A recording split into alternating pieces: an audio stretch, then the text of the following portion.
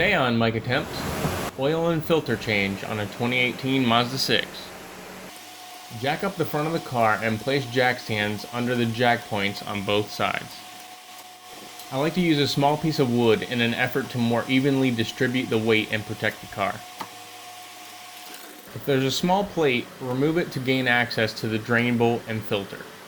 On a Mazda 6, the cover is held on by 2 screws and 2 push clips. Remove the screws with a Phillips screwdriver or an 8mm socket. Use a flathead screwdriver to gently pry the flat spots on both sides of the push clips and then pull straight down to remove them. Now you can just slide the cover off and set it aside. Here you can see the drain bolt just below the filter. Use a 17mm socket to remove the drain bolt.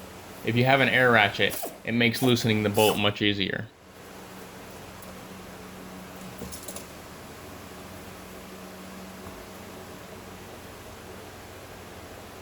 At first, the oil will be forced out in an arc, so be sure to position your oil drain pan appropriately. Give it time to drain to a slow drip.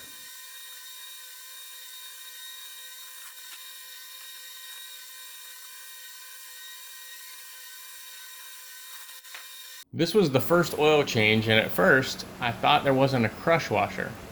Turns out that it was painted to the head of the bolt, so I had to use a razor knife to cut the paint before I could remove the washer.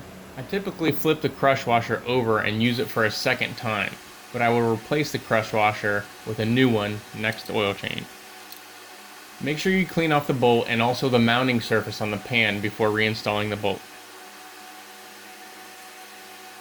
I don't like to use the air ratchet to tighten the drain bolt. I prefer to do it by hand so I can feel the washer crushing.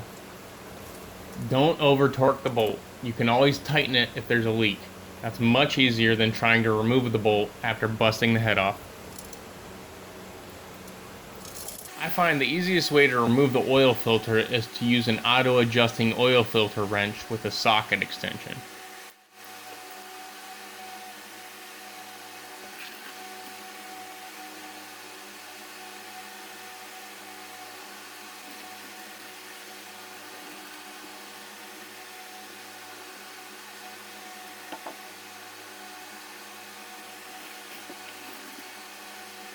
Use your finger to spread a thin coat of clean oil on the new rubber oil filter seal.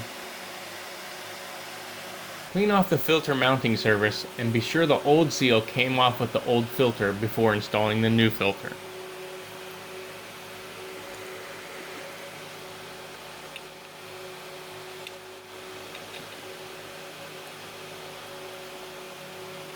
Never use a tool to tighten the filter. It only needs to be hand tight. If you're unsure what type of oil your car needs, just check the oil cap.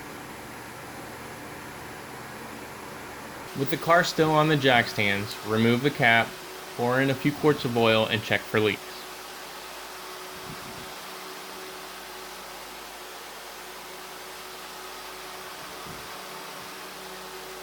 If there are no leaks, reinstall the small plastic cover in reverse order and remove the jack stands.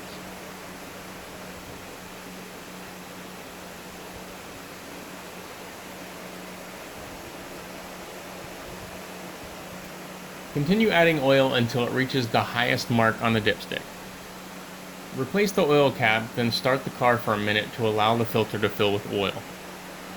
Turn off the car and let it sit for a few minutes to allow the oil to settle back down into the pan. Check the oil level again and add as needed. Supposedly, this engine holds 4.8 US quarts, but I ended up using the whole 5-quart jug. Check the description below for the parts and tools I used in this video. Feel free to rate this video, add your comments and questions below, and subscribe for more.